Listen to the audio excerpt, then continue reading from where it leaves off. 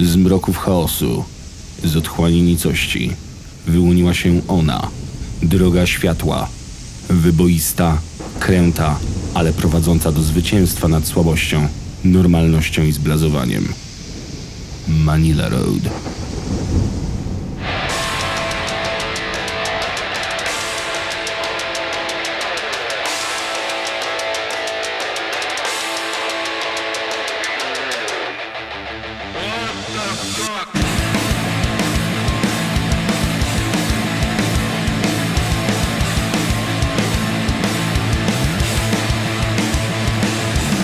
Halo, halo, z tej strony Zaczes. Oraz Dan. I witajcie w podcaście What the Fuzz.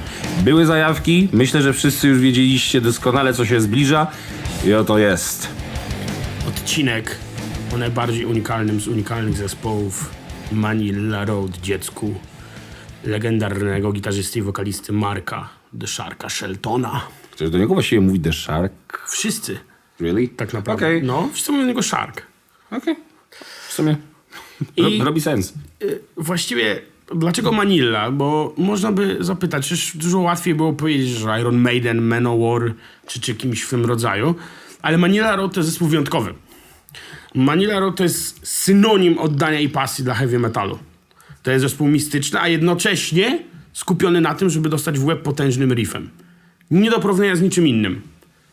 To jest zespół, przy którym określenie legenda jest jak najbardziej zasadne i nie trzeba się zastanawiać, czy go użyto w odpowiedni sposób. Czy nie jest to przerysowane w żaden sposób? Absolutnie nie jest. Nie jest przesadzone. A jeżeli chodzi o autentyczność, to o czym mówiliśmy w ostatnim odcinku, w odcinku wcześniejszym, ten zespół można postawić spokojnie na piedestale obok Lemiego choćby. Tak. Spokojnie. Tak. Spokojnie. Ci kolesie są tak daleko od mainstreamu, jak się właściwie tylko da. Nigdy żadnego flirtu z tym tematem. Znaczy flirt był, umówmy się, bo im kazano parę razy. Tak. Ale do końca, nawet ostatni album wydany w 2015 roku pokazuje, jak bardzo są bezkompromisowi, jak bardzo mają sztywną wizję pewnych rzeczy, brzmieniowo choćby. To jest jeden z najbardziej oczywistych takich wiecie, znaków wskazujących na totalną bezkompromisowość. Czy to jest po prostu wizja Sheltona? I ona będzie taka, jak mówi Shelton. I są oczywiście, jak powiedziałeś, momenty, w których się ugiął, ale to są pojedyncze utwory, nigdy całe płyty. Tak. No ale to umówmy się, no to każdy sobie może. Chciałbym, żeby wszyscy, którzy się uginają, tak się uginali jak on. Jak Shelton, no. Bo tak. te momenty, o których zresztą wspomnimy, często są akurat bardzo fajne. Zgoda. Tak obiektywnie. Zgoda. To trochę bardzo krótkich informacji historycznych. Manila Road założona została w 1977 roku. 1977. Okej. USA, stan Kansas, miasto Wichita. Jedyna przerwa w działalności to jest w ogóle dosyć ciekawa sprawa, ponieważ uważa się, że Manila Road odeszła na jakiś czas. Nieprawda. Jedyna przerwa w działalności to są lata 1992 do 1994. Wbrew obiegowej opinii. Tak, potem były grane po prostu lokalne koncerty, ale nie było albumów. W 2000 roku, o ile pamiętam, to organizatorzy Bang Your Head skontaktowali się z Markiem, żeby zagrał koncert w Europie. No i stamtąd się potoczyła ta fala ponownej popularności, powiedziałbym, albo pierwszej popularności wręcz. No i co ważne, jedynym człowiekiem, który był na wszystkich nagraniach Manila Road, jest Mark Shelton. Cała reszta się zmieniała, jak w kadelidoskopie tutaj. Tego nie będziemy odnotowywać. Oczywiście to byli bardzo ważni ludzie, szczególnie perkusiści. Randy Thrasher Fox czy Corey Christner. Bardzo charakterystycznych bębniarzy. Miało szczęście Manila Road do takich muzyków. Ale najważniejszą osobą i właściwie człowiekiem, który prowadzi opowieść do teraz, jest Mark Shelton. I mowa tu zarówno o jego bardzo unikatowym wokalu, jak i o unikalnym i niespotykanym podejściu do instrumentu. Może tak, bo jest z jednej strony koleś umie w shred, koleś umie w riffy, ale wydaje się, że on jest nieskażony w ogóle duchem lat 80., że jego rozwój muzyczny się gdzieś w latach 70. zatrzymał i dalej niezależnie już się rozwijał od całej reszty. Poszedł w podobną stronę, ale bardzo silnie nadal stoi w tych latach 70. Manila Road jest ciekawym przykładem i ogólnie Shelton jako gitarzysta, gościa, który umie we wszystko. Umie w progresywny rock, umie w psychodeliczne dżemy, umie w heavy metal, umie w hendrixowskie solówki, umie w trash, umie nawet w death metal miejscami. Prawda? Więc Umie w batory czasem. umie w batory czasem. Więc to jest w ogóle jakiś, wiesz, wielki fenomen, powiedziałbym. Człowiek orkiestra. Tak, człowiek orkiestra. Facet, który zależnie tylko i wyłącznie od swojej wizji, to jest najlepszy przykład tego, jak wykorzystać technikę. Nie jako popisówę, tylko i wyłącznie jako narzędzie do mojej wizji. Dużo widzę podobieństw pomiędzy Manilą, tak jak na to patrzę, a triem innym, którym się zresztą inspirowali we wczesnym okresie pod tym względem, czyli Rush. Bo to też jest przykład 3 świetnych muzyków, tylko że tam jest to po prostu drużyna. Tam robią jako drużyna od początku, nie licząc pierwszej płyty, kiedy nie grali z Pertem. Tak. Natomiast no potem stał się monolit, tylko że oni się z kolei dynamicznie zmieniali i szli z duchem czasu. Shelton nie idzie z duchem czasu, to czasy mają iść z jego duchem bardziej. To mam też wrażenie. prawda, ale Manila Road, mam wrażenie, że to jest też zespół taki, w którym ewolucja jest dokonywana w sposób bardzo naturalny. Znaczy przede wszystkim ewolucja nie interesuje się w przypadku Manili czynnikami zewnętrznymi żadnymi. Dlatego nie nazwałbym jej ewolucją. To jest Czyli jest ewolucja brzmienia, na pewno. wędrówka. Tak. Bo wiesz, ewolucja Przygoda. zakłada jakiś tam wpływ czynników zewnętrznych. To jest- A tutaj mam wrażenie, że to jest taka przygoda, moi wędrówka drodzy, po... To jest właśnie wędrówka po drodze światła. I tak przedstawimy wam właśnie dyskografię. Chciałem ładnie do tego dojść, wyjąłeś mi słowa z ust. Proszę no bardzo. dobrze. Dobrze, to zaczynamy. Dyskografia to po kolei płyty studyjne. Są pewne wyjątki, ale to będziemy zaznaczać. Bo dyskografia Manila Road też ma kilka swoich kuriozów. Ale jak do nich dojdziemy, to powiemy, o co chodzi. To jest. Początek. Invasion. Pierwsza przygoda. Nieopierzony wojownik stawia pierwsze kroki na drodze. Płyta 1980 rok. Płyta, w której jest mnóstwo hard rocka. Pojawiają się klawisze. Odloty w stylu Hawkwind. Trochę Rush. Kawałki dosyć znośne. Nic specjalnego, ale znośne. Na uwagę zasługuje ostatni, epicki The Empire. Już jest to zaczątek tej Manili, którą wszyscy znamy i lubimy. Dziwię się, że nie dodałeś Thin Lizzy do inspiracji, bo ja w pierwszej chwili miałem wrażenie, jaki fajny Thin Lizzy Tribute Band. Potem drugie skojarzenie to było Rush. I to Rush zostało ze mną do końca tego albumu. I przez znaczną część w ogóle słuchania dyskografii, że tak to ujmę. I fajne jest to, że Shelton próbuje być jak Lemmy na wokalu. Trochę na tej tak. płycie. On Trochę próbuje tak. być Lemmym. I to tym bardziej Hawkwind prawdopodobnie. Co tu jeszcze można by po tym powiedzieć? No generalnie zupełnie jest to niepodobne do późniejszych dokonań i dużo prawdziwków zauważam, że disuje tę płytę. Nie zasłużyła na to, żeby ją zdisować. Też tak sądzę. To ogólnie jest chyba najgorsza płyta Manila Road jakościowo. Serio? Nie, mi się podobała. wiecie, że Ja tak. uważam, że jest parę takich gorszych, w sensie bardziej nudnych. Może, ale to jakby... Płyta ta tylko w jednym numerze zapowiada to, co nadejdzie. Tak, ona jest oderwana, ona jest odklejona tak, mocno. zupełnie jest odklejona. No, ja ją lubię, jest znośna, tak? Ale to nie jest to jakby, jeżeli chcemy poznać Manila Road, to bym nie zaczynał w ogóle od tej płyty. Absolutny zły pomysł. Nie. Metal 1982. Pierwsze wyprawy naszego wojownika są już za nami. Więcej wprawy w obracaniu orężem. Zaczynają się czyny, które są bliskie nadchodzącym legendom. No, generalnie na tej płycie jest więcej metalu, więcej klimatycznych rzeczy. Miejscami już jest epicko. Rockery nie rażą mnie tak w uszy, jak przy pierwszej płycie. Miejscami mnie raziły, były dosyć naiwne. Tu jest lepiej. Tutaj widać, że Shelton powoli formuje ten swój sznyt, który zaraz będzie widoczny. Mówimy, że to jest drugi album. To jest nie do końca prawda, ale do tego też wrócimy. Pojawi się ten wątek. Wrócimy.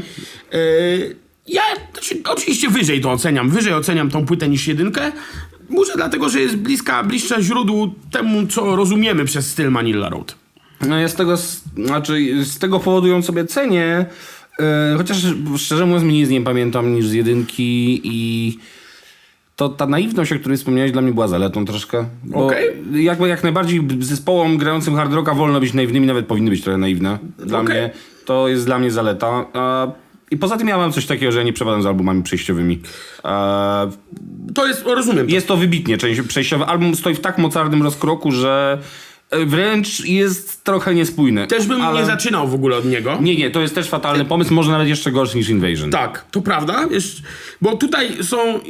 Bardziej słychać już to, co nadejdzie, ale jeszcze nie tak, jak byśmy chcieli. Dokładnie, nie jest to jeszcze forma, myśl wyrażona w taki jasny sposób. O, może tak. Crystal Logic, 1983. Pierwsze prawdziwie legendarne czyny, pierwsze zdobyte twierdze, wrogowie wybici w pień i zabite smoki. Sława się roznosi. Propos sławy, no najsławniejsza Manilla i wcale to nie dziwne. Rzekłbym, że jeden z monolitów i kamieni takich fundamentalnych epickiego metalu, monolit wręcz, miejscami tendencje sabatowo-dumowe, bardzo fajne, rewelacyjne numery, rewelacyjne, w porównaniu z 2 pierwszymi płytami, absolutny skok jakościowy. Prawie nie ma słabych rzeczy. Prawie nie ma słabych rzeczy. Jest ten klimat mistyczno-oniryczny, unikalny specjalnie dla Manilli. Jedyna rzecz stylistycznie niepasująca, co wspomnieliśmy na samym początku, jest Feeling Free Again. Ale jeżeli to jest ta rzecz, to jeżeli to jest babol u Manilli, no to wiecie, ja chciałbym, żeby zespoły takie babole robiły. Babol. Powiedzmy tak. To jest kawałek, który powinien był się znaleźć na pierwszej płycie Manilli, a nie na tej. Tak, o właśnie o to chodzi. No, To jest właśnie naiwny, przebojowy i rockerski. Shelton powiedział, że ten numer został nagrany w celu pojawienia się w radiu. Efekt był taki, że nie pojawiono się w radiu. Jest jeszcze jeden kawałek, który wypada tu wspomnieć, który też się nijak ma do Crystal Logic. Ale stał się hitem. Tak. Wśród prawdziwków. Wszystkich, to chyba największy hit Manilli Road, obok Necropolis. I Crystal Logic. Czyli Flaming Metal Systems. Kawałek popisowy Sheltona na gitarze tak naprawdę. Po to został nagrany. Dla wytwórni Shrapnel Records Mike'a Varneya, znanej z wypuszczania shredderów, więc poproszono go, żeby nagrał kawałek na składankę. No i on nagrał. To prawda i to słychać chyba nawet w intrze. Shelton generalnie nie ma zwyczaju eksperymentować z efektami gitarowymi. On się wpina w piec i gra.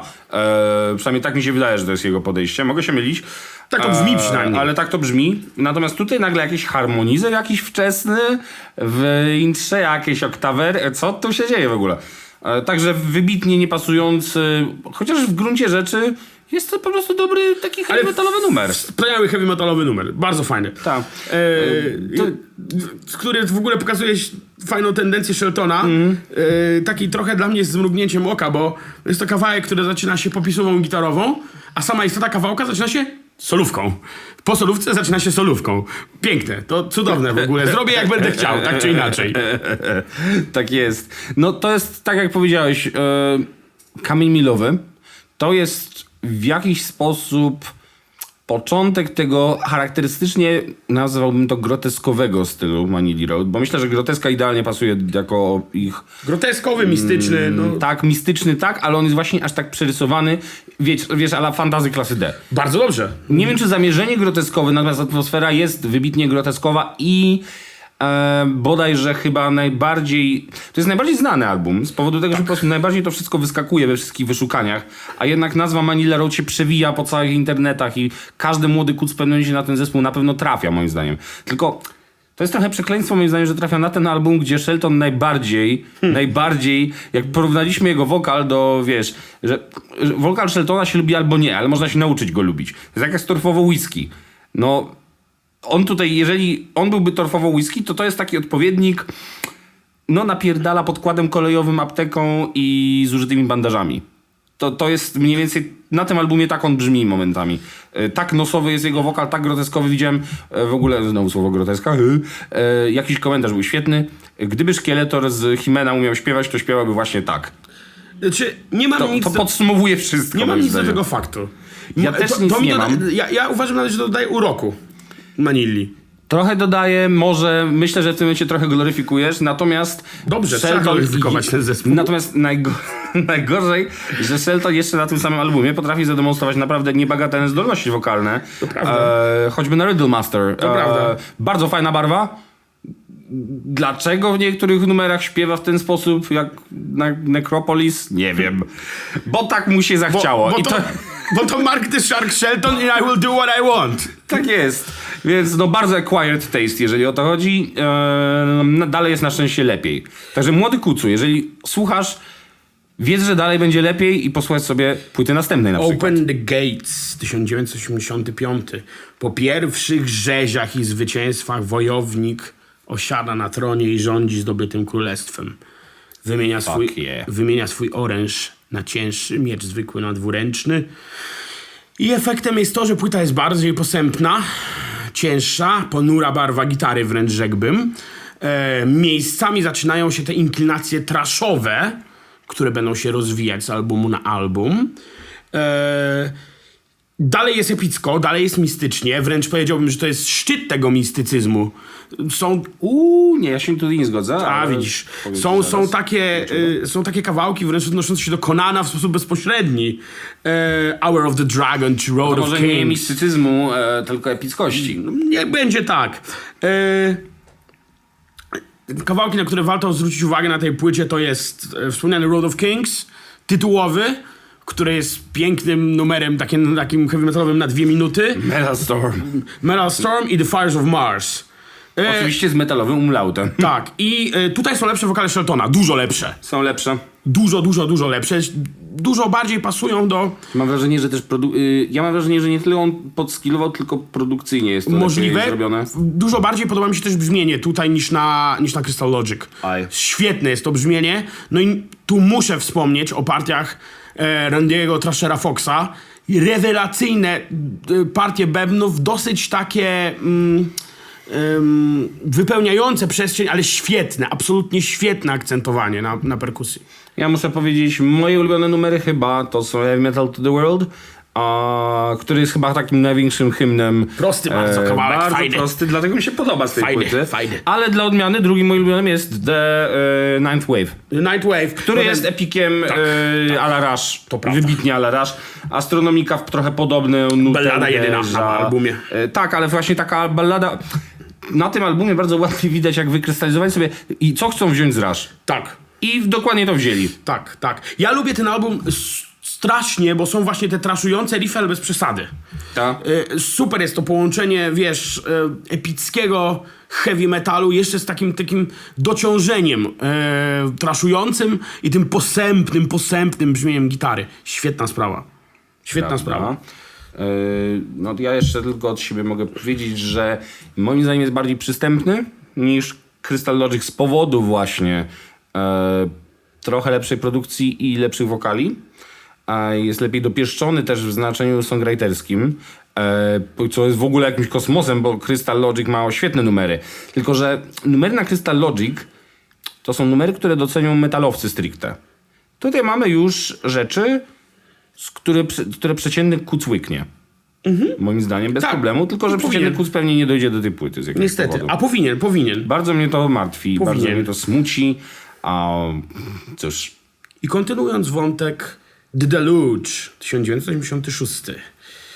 Walka trwa, walka czyni potężniejszym, cięższy oręż lepiej leży w dłoni.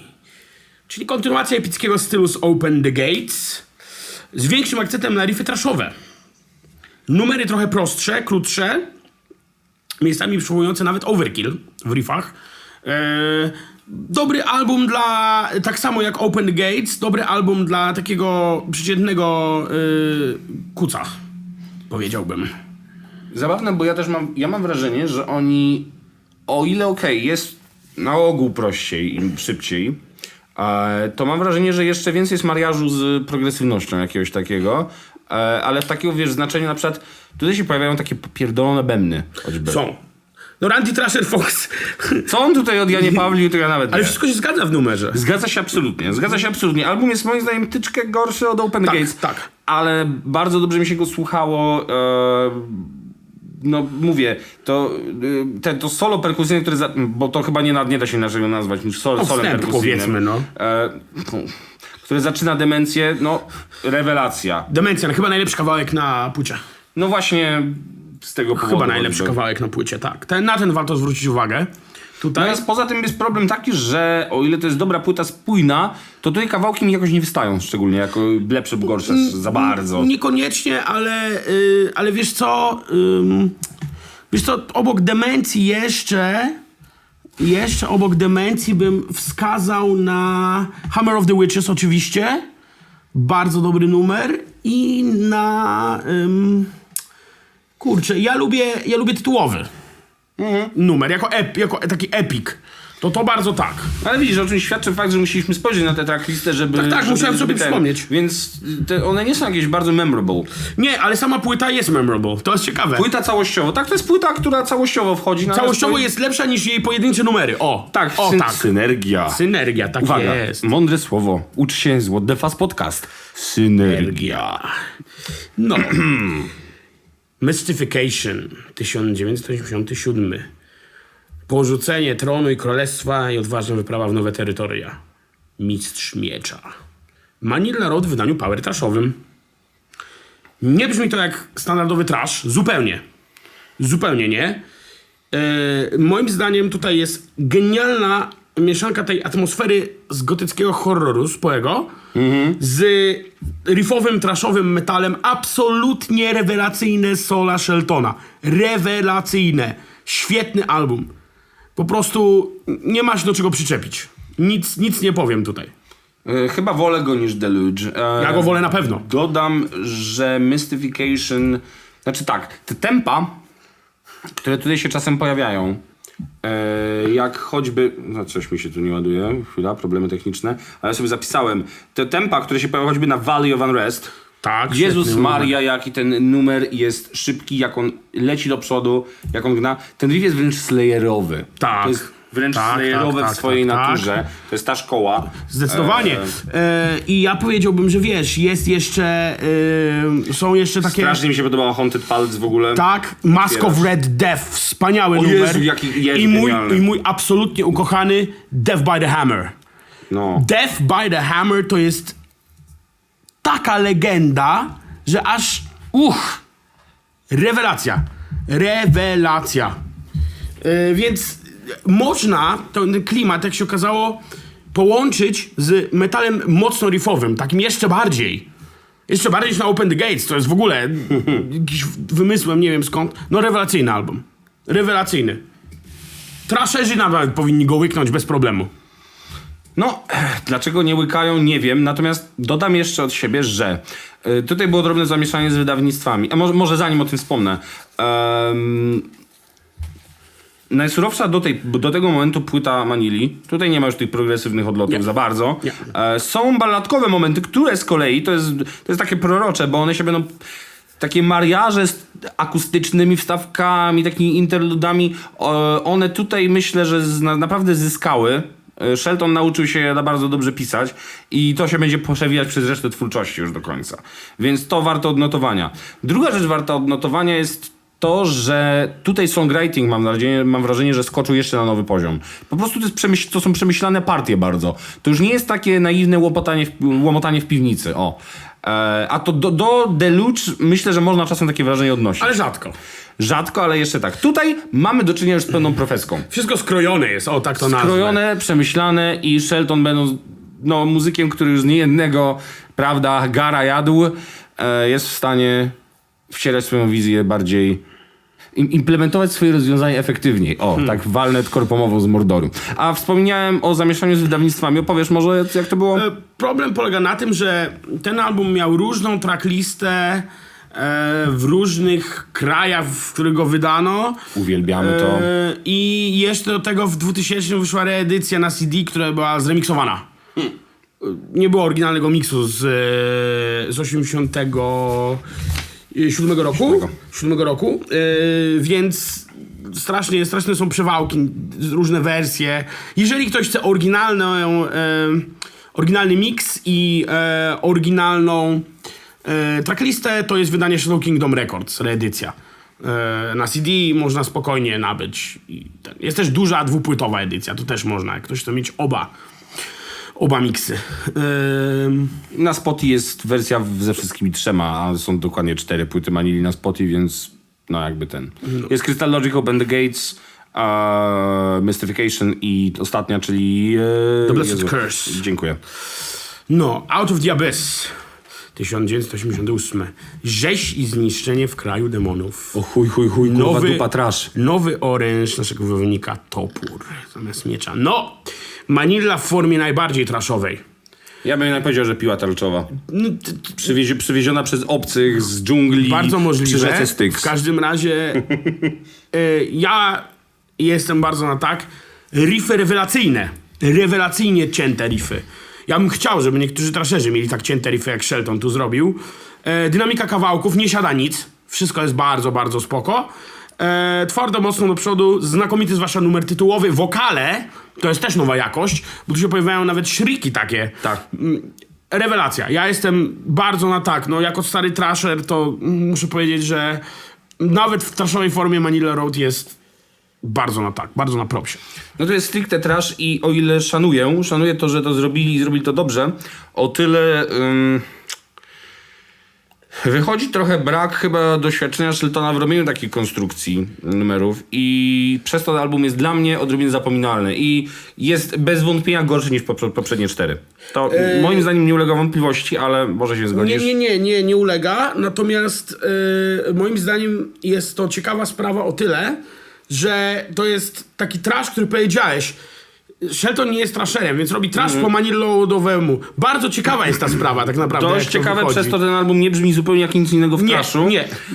Ale zarazem jako trash jest, powiedziałbym, że taki self. W sensie Znaczy- tutaj trzeba postawić nadal ukośnik, że to jest epic trash, cokolwiek. Powiedzmy, że tak. Jeżeli tak, to nawet lepiej, bo lubię unikalne rzeczy, no i riffy naprawdę są cięte. To nie można powiedzieć Sheltonowi, że nie umie przyciąć riffu gitarowego. No nie. Bo tutaj naprawdę jest smacznie i... Ja jestem, Bardzo jeżeli ktoś cięte. lubi trash, to może sobie spokojnie tego posłuchać, jeżeli na przykład heavy metal mu nie pasuje. No to okej, to będzie dobre jakby takie odbicie. Jeżeli nie możesz wejść w Manila Road inaczej, a lubisz trash, to posłuchaj sobie tej płyty. To jest może trochę okej podejść, znaczy trochę okej, Boże. Daję okejkę do takiej propozycji. Trochę niestety przez to, że on tak łączy te swoje... Szukamy słowa, które nie jest pejoratywne. Fanaberie, nazwijmy to już. Wiecie, o co chodzi. Prawda? Lochy i smoki. Z tym traszem mam czasem wrażenie, że to jest taki trochę odrobinkę niespójny ten album. W sensie coś tam mi się nie zgadza, coś tam gryzie, coś tam już żre pod Tak, powierzchnią. ale jeżeli ktoś naprawdę lubi riffowy metal, no to tutaj mnóstwo dobra. Mnóstwo dobra. Chciałbym, żeby te riffy były bardziej... Znaczy, one są cięte i są super pod tym względem. Są ciężkie. Ale wiem, że Sheltona stać na dużo lepsze. Znaczy inaczej, Po prostu. ja wiem, że fani Manila Road w ogóle nie oczekują takiego albumu od nich. On jest przez wielu odsądzany trochę od czci i wiary, moim zdaniem niesłusznie. To najwidoczniej Shelton musiał to nagrać. Musimy pamiętać. Pewnie tak. Ta przygoda na drodze światła to jest przygoda pod przewodnictwem Marka Ryszarda Sheltona. Pójdziemy tam, gdzie on nam powie, a nie gdzie chcemy. He's our warlord. Dokładnie. To jest trudne słowo. Warlord. Warlord. Courts of Chaos 1990. Powrót do Starego Królestwa. Jak ja lubię te płyty. Starzy towarzysze, stare opowieści, stare legendy.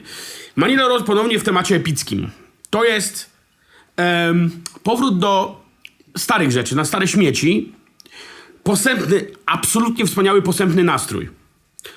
Bardzo dużo atmosfery, taka rzecz skrojona pod opowieść, rzekłbym. Dziwaczna muzycznie, stojąca trochę w rozkroku. Nie do końca wiadomo, o co chodzi. Ale przez to jakże piękna. Moim zdaniem najlepszy kawałek na płycie to jest bonus na kompakcie The Book of Skelos. Wspaniały, 8-minutowy kolos, super. Rewelacja. Dziękuję. To jest bodaj najdziwniejszy i najmroczniejszy album. Moim zdaniem najmroczniejszy, a mają trochę mroku. Na pewno najdziwniejszy, to już nie ulega wątpliwości i bardzo mi się to podoba. Zarazem powrót do nie surowizm, ale właśnie trochę do tych korzeni swoich, tam heavy-psychowych, tylko z zaaplikowanymi patentami wypracowanymi w tym złotym okresie z tych 4 płyt od Crystal Logic do Mystification, dziękuję. Są tu nadal momentami takie cięte rzeczy, ale jest przede wszystkim atmosfera. To coś, dlaczego ja polubiłem, przeskoczył mi trybik w głowie i zacząłem lubić Manilę. Atmosfera. Nie oczekuję od Sheltona, że będzie mi napierdalał trashowymi riffami, bo jak będę chciał sobie tego posłuchać, to odpalę Kreatora na przykład. Dobra, nie Kreatora. To jest zły przykład Power Tripa. Na przykład. Lepiej. Natomiast coś, czego mi bardzo brakowało na Out of the Abyss, to jest właśnie ta atmosfera. Tutaj powrócili i to jest moim zdaniem chyba nawet lepszy album niż Deluge. Nie wiem, czy to nie będzie moje top 4 płyt Manili. Aż tak nie powiem. A widzisz, a u mnie tak bardzo mi się spodobał ten album. Ale bardzo jest charakterystyczny, za to go cenię sobie. Rewelacyjny jest tytułowy numer, znaczy Into the Courts of Chaos, prawie tytułowy. Tak, prawie. No i jak mi uświadomiłeś cover DOA, Tak. który zrobi tak z jednej strony po swojemu, a z drugiej strony czuć, że... Numer się nazywa DOA, cover jest zespołu Blood Rock. Tak. Numer bardzo po swojemu zrobiony, ale zarazem z...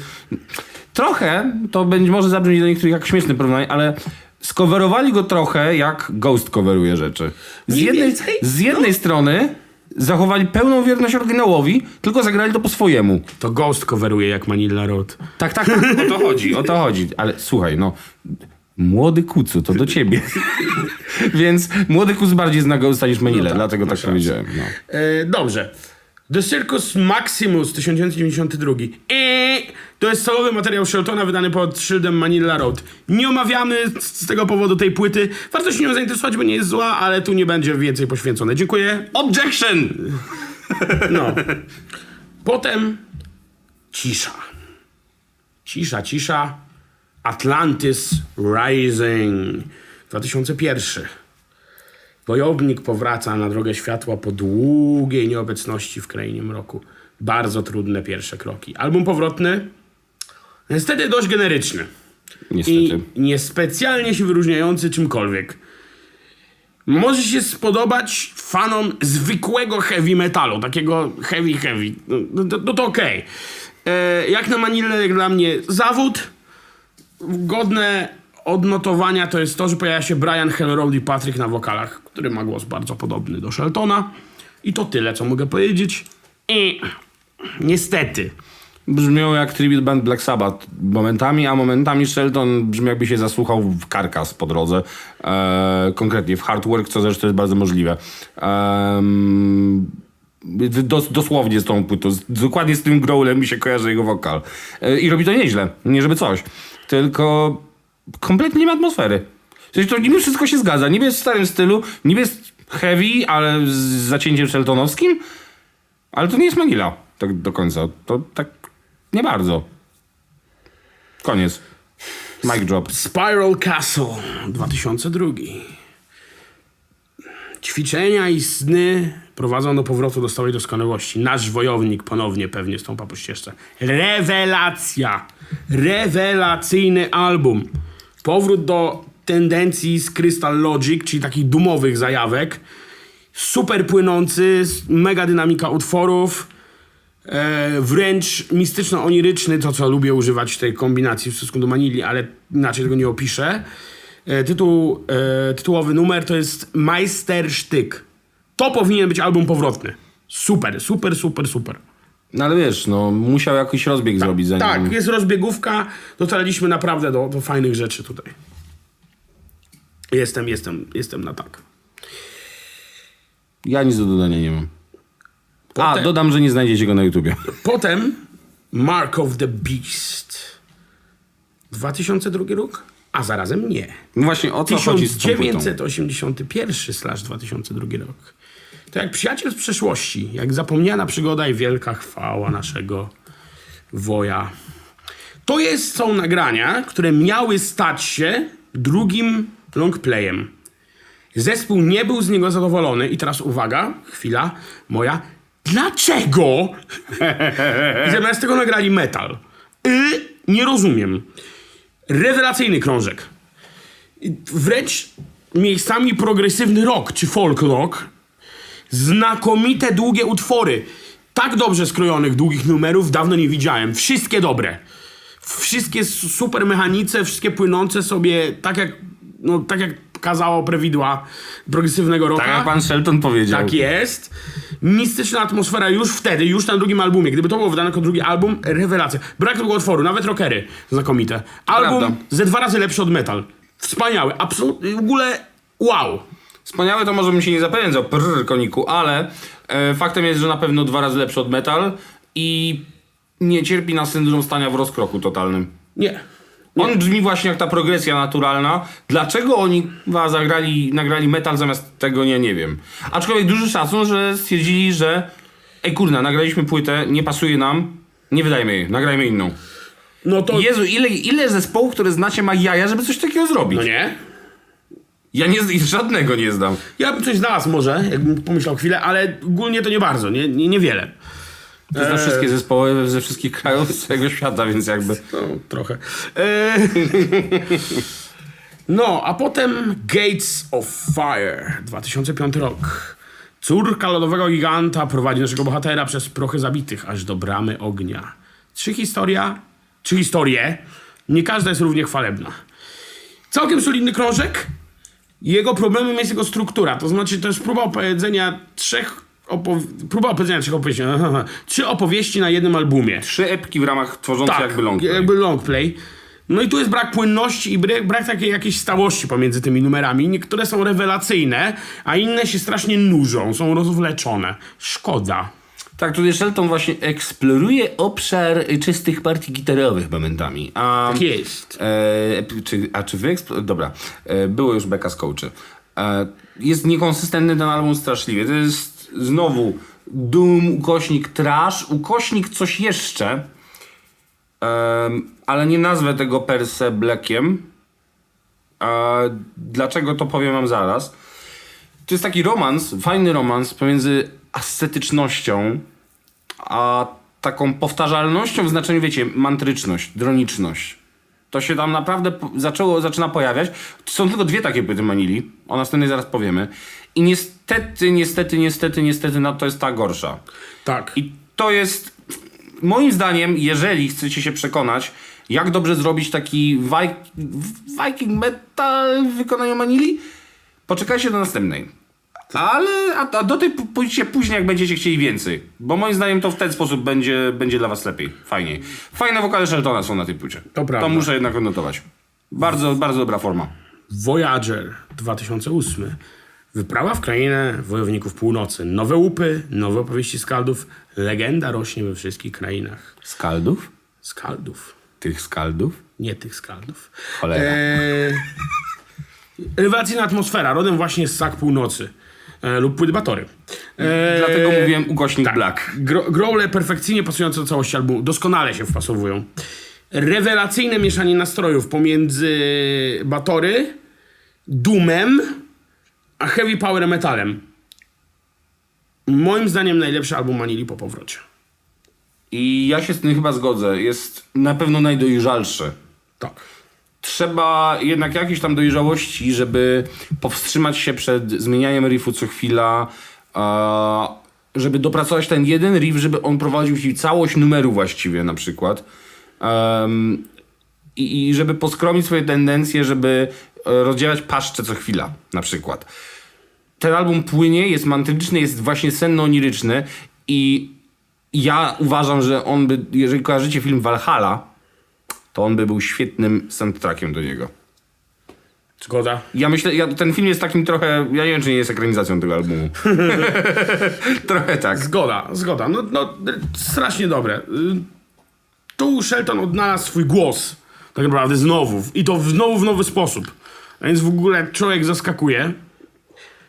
Następne. After Midnight Live. 2009 rok, a jednocześnie 1979 rok. Dlaczego? O co chodzi? Opowieści z dzieciństwa naszego wojownika. Pierwsze wędrówki w dzicz. Otóż to jest materiał nagrany na żywo w studiu radiowym w Wichita. Wtedy, kiedy Invasion było już nagrane, a jeszcze nie wydane. To są numery i to jest jedyne miejsce, gdzie są te utwory. Są to numery przypominające bardziej Mark of the Beast niż samo Invasion. To jest jeszcze w ogóle totalnie dziwne. Nie, absolutnie nie, to absolutnie nie jest dziwne, zaraz powiem dlaczego. Jest to dziwne, dlatego że Invasion nie przypominało Mark of the Beast. Invasion zostało nagrane, a jednocześnie obok jest materiał, który zupełnie Invasion nie przypomina. Wiesz co, ale mnie to nie dziwi, bo nagrali już Invasion właśnie które było pierwszą płytą, a potem zaczęli eksperymentować. Znaczy jest to oznaka bardzo szybkiego progresu Sheltona. Wiesz co, ale ja podejrzewam, że w momencie, kiedy Invasion już było nagrywane, oni już dawno byli... Możliwe, że mieli już to dalej. Tak, możliwe. Co nie jest dziwne dla dużych Jest zespołów. możliwe. No, jest dziwne tempo, tak? Bo zwykle zespoły, wiesz, trochę im zabiera to. Shelton jest dosyć prędki. Wiesz co, ja myślę, że właśnie... Uwaga, gdzie jest mój foliowy kapelusz? Myślę, że Metal został wydany w miejsce Mark of the Beast właśnie z tego powodu, że Shelton mógł uznać... Nie, to zbyt radykalne. Żeśmy się gdzieś coś wychylili, nie? wychylili się, przesadziliśmy, przegięliśmy. To możliwe, że to było. Koniec. To jest bardzo ciekawe wykopalisko. Fajny balans pomiędzy heavy rockerami a atmosferycznym, psychodelicznym graniem. Jak ktoś chce więcej tematów w stylu Mark of the Beast, no to jest dobry przykład. Na przykład. No, tak jest. Playground of the Damned 2011. Wyprawa do kraju potępionych. Na pomoc przychodzą wojownikowi Znamie Bestii i Kryształowa Logika. Solidny, bardzo dobry album. Odwołujący się do najlepszych wzorców Manilli, riffowanie rodem z Crystal Logic, atmosfera z Mark of the Beast. Utwory proste, konkretne, bez żadnych fajerwerków. Najlepsze wokale Hellroad i Patryka, jakie nagrano w numerze Brethren of the Hammer. Wspaniały numer. Co nie było z tymi młotami? Oh well. Dobry, naprawdę dobry, solidny album. Jestem na tak. Ja też. Daję okejkę. Wszystko, co miałem powiedzieć, powiedziałeś. To jest Crystal Logic, Open the Gates i Mark of the Beast. Mark of the Beast, dziękuję. W jednym. Po prostu. Tylko gorsze jakościowo dla mnie. No, Tak. No, bo nie jest to tak dobre. odgrzewany kontent. Ale dobre, niestety. ale dobre. Żeby nie było. Ale na pewno lepsze niż następna rzecz, niestety. Mysterium, 2013 rok. Jakaś tajemnicza siła dała radę naszemu wojasowi. Upadek, obłęd, słabość. Dziwny album. Bardzo dziwny. Część utworów bardzo spoko, część mocno słaba, jak Only the Brave czy Hermitage. Wokale Hellroadiego, który tu śpiewa dosyć sporo, najsłabsze w karierze. To jest znowu próba podejścia z jakiejś strony do tematu Crystal Logic i tym razem absolutnie nieudana. Jeden z najsłabszych albumów Manilla Road. Nie wiem, o co chodzi. Najsłabszy moim zdaniem. Możliwe. Nie będę się kłócił, jak ktoś tak powie. Trochę przystępny. Taki, no jest miętki trochę jednak. Ale przede wszystkim ja bym wybaczył miętkość. Ale nudy nie wybaczam na niestety. muzyce. A to jest straszliwie nudne i no ty jesteś w stanie zidentyfikować parę dobrych rzeczy tam. Tak, jest trochę. Też bym może mógł, ale to jest, Te to trzy jest numery bym nieważne. wykroił. No Te właśnie. trzy numery bym To wykroił. jest nieważne, że są 3 numery w morzu, wiesz, nudy. Tak, nudy. Straszne. Manilla obserwująca nudny album, straszne. Do zapomnienia absolutnie i to jest skaza trochę na ich Jop. Ale dyskografii. jak na razie ostatnia przygoda, The Blessed Curse. Nauki umaga. Sny, objawienia i zaklęcia. Mniej bezpośredni album niż dwa poprzednie. Bardzo dużo takich spokojnych, onirycznych pasaży. Riffy pojawiają się, riffy znikają. Dużo budowania atmosfery. W większości bardzo udane zabiegi. Najlepszy kawałek In Search of the Lost Chord. Rewelacja. Jedyne, co niepotrzebne, to druga płyta, która brzmi jak folk rock. Mark Young Shelton. Tak, żeby było śmiesznie, brzmi jak solowy album Sheltona, czyli akustyczny folk rock. Dlaczego ją wydał pod szyldem Manili, to ja nawet nie. Nie mam zielonego pojęcia. Czekaj, już wiem dlaczego. Ponieważ to Mark Shelton! Natomiast pierwsza płyta, ta metalowa powiedzmy, bo ona jest też taka miejscami niemetalowa nawet, jest bardzo, bardzo fajna.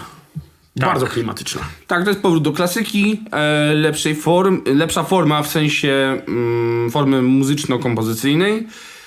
Album, który spokojnie można powiedzieć, że Manila stawia czoła wyzwaniu i ja powiem szczerze, że po tym czekam na co zaprezentują dalej. Jestem ciekawy, gdzie Shelton pójdzie. Gdzie teraz wędruje i zawędruje go Wolves? Czy zgubi się w Necropolis? Gdzie dalej prowadzi droga światła, moi drodzy? I dla odnotowania kronikarskiego jest jeszcze demo Underground z 79, wydane chyba teraz na winylu, ile pamiętam, niedawno przez High Roller Records. Całkiem niezłe, ale w stylu pierwszej płyty. Jak ktoś bardzo, bardzo chce, to proszę. No i album Live Roadkill album live. O tym nie rozmawiamy. Teraz moje ostateczne wnioski. Ja bardzo chciałbym, żeby Manilla Road była takim zespołem, który się częściej przywołuje w dyskusji, bo takim zespołem, wiesz, niby epicko-metalowym, który znają wszyscy, jest Manowar. I żeby nie było, pierwsze kilka Manowarów to jest solidny sztos. Natomiast moim zdaniem ich legenda w porównaniu z Manillą jest mocno przesadzona. Oni bardzo bezpośrednio bawili się w straszne głupoty, jakieś flirty z mainstreamową produkcją, wielkie kawałki, których nie umieli napisać i tak dalej. I chciałbym, żeby gdzieś w świadomości niektórych ludzi może nawet wyparła tego Manowara z tej pozycji tuza, bo zasługuje dużo bardziej na to. To znaczy, że Manowar jest... Myślę, że może być na to dobry czas, bo ludziom się już taka fantastyka serwowana w postaci Manowara przejadła. Taka, wiesz, fantastyka AAA, ale tania. Niestety. A Manowar to jest Manila to jest fantastyka klasy D, ale zdumiewająco... Głęboka to jest bardzo złe określenie, ale może atmosferyczna. O. W jakiś sposób taka, wiesz, bardziej immersive, bardziej wciągająca, bardziej taka, w której możesz się zanurzyć. Wiesz, jak Manowar to będzie odpowiednik, nie wiem, sesji wiesz, w Loch Dungeons and Dragons. Dungeons and Dragons, czy jakieś tam, wiesz, już wiem, to będzie taki odpowiednik książki licencjonowanej. Takiej, Dragonlance na przykład. Na przykład. To jak Manila, to byłby na przykład, nie wiem, Czarna Kompania. Manila to jest Czarna Kompania albo Elric z Melnibonem. Ale widzę, że bardzo ładnie się porozumieliśmy z Niemiecka. Tak. Czarna Kompania albo Elric z Melnibonem. Tak, ale naprawdę Kroniki Czarnej Kompanii mi się bardzo wybitnie kojarzą z klimatem Manili i w drugą stronę. I mi się kojarzy właśnie, jak ci mówiłem, Murkok i Legendy o Wiecznym Wojowniku, bo tam było jeszcze dużo dziwności takiej. Czarna Kompania jest surowa, a w opowieściach Ryku było dużo śnienia, dużo dziwności, dużo takich rzeczy, które mi się bardziej jeszcze nawet kojarzą z Manilą. Dlaczego w ogóle wzięliśmy Manilę? Też powiedzieliśmy na początku, ale dlaczego nie Kirit Angle? Kirit Angle to jest mega zespół, tylko dlaczego ja uważam, że Manila jest w ogóle na pierwszym miejscu? Głównie z powodu tego, że jej kariera była bardzo długa, jak na zespół epicko-metalowy, i miała te różne etapy, które są maksymalnie interesujące. No i miała takiego człowieka, którego warto śledzić, którym jest Mark the Shark Shelton. I spośród wszystkich epickich zespołów, bo Warlord z kolei na przykład ma różne odloty, które ciężko zrozumieć. Manowar jest tak, jak powiedzieliśmy. Kirit Angle jest wspaniałym zespołem, ale ma tylko kilka płyt. No właśnie, patrzę teraz, czy mi się nie powaliło. Tak, my nagrali dokładnie 5 płyt. 4, bo to, co widzisz najpierw, to demo. To ktoś to źle otagował. No tak, no i jest jeszcze składanka taka niewydanych kawałków. Servants of Chaos. Ale ogólnie rzecz biorąc, Manila jest największym tworem tego typu i chyba najważniejszym. Tak mi się wydaje. Tak mi się wydaje, że brakuje takich postaci jak Shelton i dlatego warto o nich mówić, dlatego o nich powiedzieliśmy. Tak jest moje zdanie. Nie wydaje ci się. No to dobrze. Znaczy to nie, właściwie to nie masz racji. Bo nie wydaje ci się. Cokolwiek chciałem w ten sposób zakomunikować światu. Chciałem powiedzieć po prostu, że robimy to, bo myślę, że jak mało kiedy w przypadku metalowego zespołu warto. W Manila Road warto. Choćby było trudno, to warto. Manila Road jest True Patrician Music. Tak. Na pewno True Basement Dweller Music, ale jest True Patrician w każdym z tego słowa znaczeniu. Myślę, że możemy zakończyć zaproszeniem na koncert w Warszawie. Tak, który od momentu, w którym nagrywamy te słowa, będzie za dokładnie 1,5 tygodnia. Tak. Wcześniej Before Party w biurokracji, która jest nieopodal. Będziemy tam. Tak, także zapraszamy. I powiem wam, że kroimy pewne rzeczy. Kroimy pewne tematy. Na ten koncert. Jeżeli chcecie wbić i przybić piątkę zespołowi, a w dalszej kolejności nam, oczywiście wbijajcie. Nie wiem jak z zespołem, ale my bardzo chętnie odpowiemy na ewentualne pytania. Tak. Będziemy robić rzeczy. Mamy plany. Związane z What the Fazem. Mamy plany. Ale na razie cichosza. Czy się uda, to zobaczymy. Się miejmy nadzieję. Na pewno widzimy się natomiast na sobotnim koncercie. Znaczy widzimy się na Biforze i na koncercie. Tak, i na koncercie wznosimy ręce wysoko. Tak. Up the hammers to the sky. Up the hammers to the sky, dokładnie. dla Marka Sharka Sheltona. I myślę, że na tym można zakończyć dzisiejszy odcinek. Podzielcie się z nim z kimś, kto nie zna Manili, kto by chciał ją poznać. Nawet tym, którym nie chcieliby się z nią zapoznać. Tak, znaczy wszystkim właściwie. Jeżeli uznacie, że Manila Road jest czymś ważnym i godnym wspomnienia i opisaliśmy ją porządnie, to podzielcie się naprawdę z każdym, kto wam się nawinie, bo warto. Będzie playlista? Nie wiem, czy jest sens tutaj w tym przypadku, bo jakbym prawda. musiał wybrać kawałki, to bym się chyba zastrzelił, które powinny No, być. Zwróciliśmy zresztą na nie uwagę. To też W razie prawda. czego, gdybyście chcieli, to ja napiszę, które numery były wspominane, tako jakie te najważniejsze. Da się robić playlist na YouTubie? Nie. Bo albumy Manili są wrzucone zwykle przez Manila Road Official, Tak. bo w pewnym momencie Sheldon się chyba wkurzył na... Znaczy, czytałem jakiś jego komentarz w ogóle, że on się wkurzył na kiepską jakość niektórych wrzut. Tak, i wrzucił I sobie po prostu oficjalnie. sam sobie zaczął wrzucać, ale nie Fajnie. wszystko. Nie wszystko, nie, niektóre Co rzeczy zdradza, myślę, że pewnego preferencje co do z materiału. pewnością. Generalnie, jeżeli chcecie, to zrobimy listę po prostu wspomnianych kawałków z każdego albumu. A jeżeli się uda, to może zrobimy playlistę, ale to jest straszny problem. Serce mi się kraje, jakbym miał wybrać jakieś numery. Na pewno wrzucimy w komentarzach niejako spoiler, bo jaki to spoiler jest, całą tę dyskografię po prostu rok po roku, znaczy płyty po kolei i może do każdej płyty po prostu 1-2 numery. bierzemy z 1-2 do 3 numerów, tak. bo czasem ciężko wybrać 2 Tak. w niektórych wypadkach. Tak. Dajcie znać, czy wam się podobało, czy nie. Komentarze są dla nas najcenniejsze. W dalszej kolejności oczywiście subskrybujcie, dawajcie łapki w górę, dawajcie łapki w dół. Szykujemy dobre rzeczy. Wtedy tym bardziej mówcie, dlaczego wam się nie Tak, podobało. to tym bardziej. Przyjmujemy wszelką krytykę, tylko powiedzcie dlaczego. Jest to odcinek 39. Tak jest. No. No 40, jeżeli się uda, Znaczy to nawet nie do końca będzie 40, ale jeżeli się uda, to tak, będzie czymś to był dużym. długi sezon, powiem tylko tyle. Tak trochę taka przedwczesna konkluzja będzie jeszcze.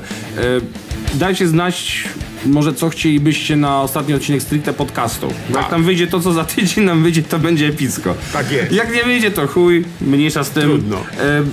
Wtedy po prostu będziecie wiedzieć, że nie wyszło, bo nie ukaże się odcinek za tydzień. Ale dziękujemy wam w ogóle za subskrypcję. Tak, Dziękujemy 300, wam w ogóle za- 300 subów dzisiaj nam strzeliło. na lajków na Facebooku. Tak, w tym sensie. Dziękujemy za subskrypcję na kanale, dziękujemy za subskrypcję na Mixcloud. Generalnie dziękujemy strasznie, że się tym dzielicie i wam się to podoba. Namaste. Tak jest. I tym przyjemnym akcentem się żegnamy. I mówił do was Dan. Oraz zaczes strzała. Cześć!